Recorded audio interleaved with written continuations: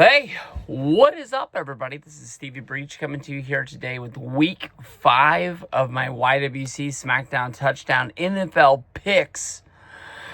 This year, I'm glad that I'm not putting real money on the table. I am another week of going 9-16 in my league of friends. I am in 8th out of 9th place.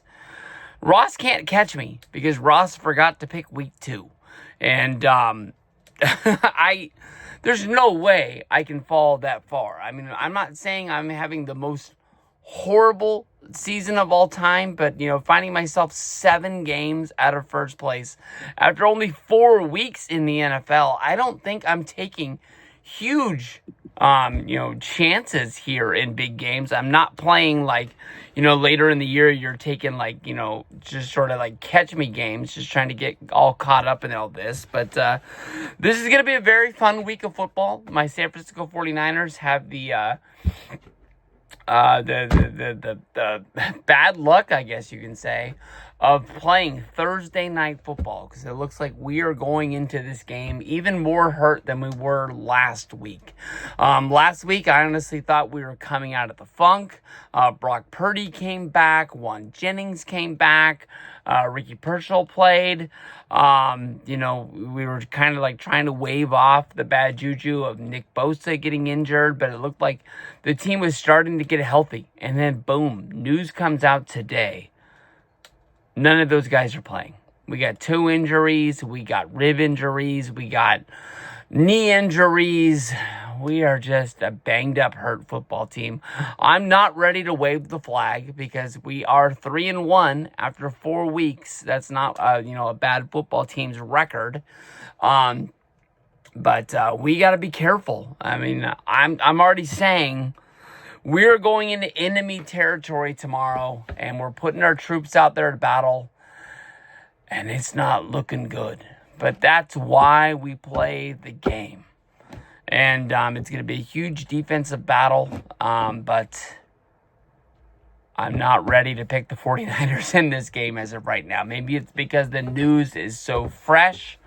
And maybe tomorrow I can go in and I can change this pick, but I'm thinking the Rams got our number on Thursday Night Football.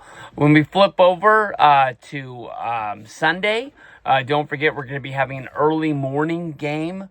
I believe this one is from London. Minnesota basically stayed the week over in Europe. This time they're going to be playing Cleveland.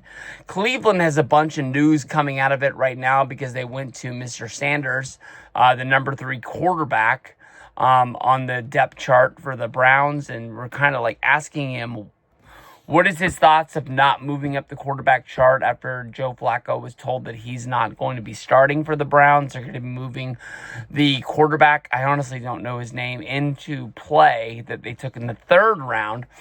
Sanders was a 5th round draft pick for the Browns, and he kind of gave an answer but didn't give any words. He just looked at the interviewer asking the question, and he moved his mouth and, didn't say anything, but acted like he was giving an answer. And my first thought was like, man, for an NFL quarterback, even for a rookie NFL quarterback, this shows huge maturity problems.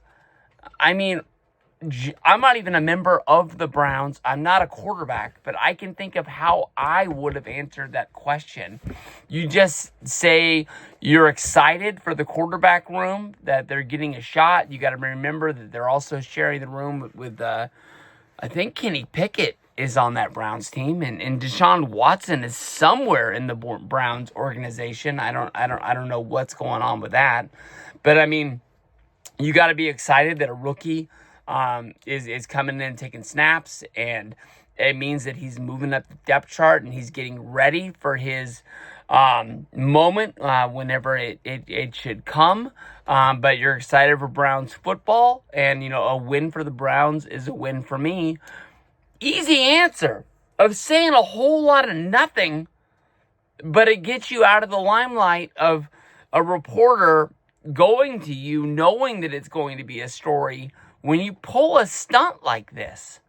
I don't know what to think. He is a guy with a whole hell of a lot of a talent. You got to think that, he went in the 5th round because I think a lot of people knew that this was out there in him. It's just a matter if he gets the right chance in the right situation.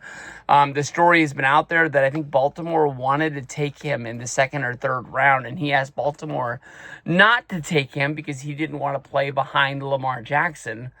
And Lamar, with his injury in the Kansas City game last week, he'd be playing right now with a better team. So, damn, this sucks. Take Minnesota to beat Cleveland there. That's going to be a 6:30 a.m. game over there from London. Then we'll get into the regular Sunday morning games. We're going to take the Colts to beat the Raiders. We're going to take the Giants to beat the Saints. We'll take the Jets to beat the Cowboys. We're going to take the Whoa, what the hell was I thinking there? I didn't read Philadelphia right. We're going to take the Eagles to beat the Broncos. Oh, we're going to take Miami to beat Carolina. Without Tyreek Hill there, I mean, A, he's one of the best players that they have on their team. B, he was the biggest trade value they had for the future of Miami if they decided they wanted to move on from that contract. Instead, now he's got a knee injury and he's on the sideline. Carolina won last week. But can Bryce Young do it twice in a row? I think I'm sticking with Miami. We're going to take We'll take the Ravens to beat Houston. We're going to take the Cardinals to beat Tennessee. We're moving over to the 1 o'clock games with that one right there because that game's going to be in Arizona. We'll take the Bucks to beat Seattle, led by Baker Mayfield. We'll take the Lions to beat the Bengals. We're going to take the Chargers to beat the Washington Commanders. Going down to the Sunday night 5:20 game, we'll take the Bills to beat the Patriots. And then on Monday, we're going to take the Chiefs over Jacksonville. All was forgotten when Kansas City won that game last week against Baltimore.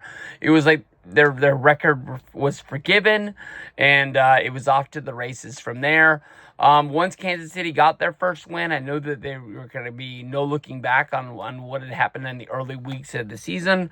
So, onward and upward from the Chiefs here. So, tomorrow night, be looking for some bad tweets from me because I am not looking forward to this game because I know I have no more excuses. I said this was a Super Bowl season from a Super Bowl team, and we are having the same problems that we had last year.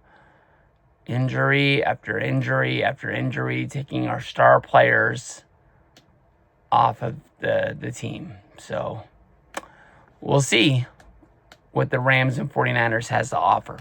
Might be a bad week. Peace out.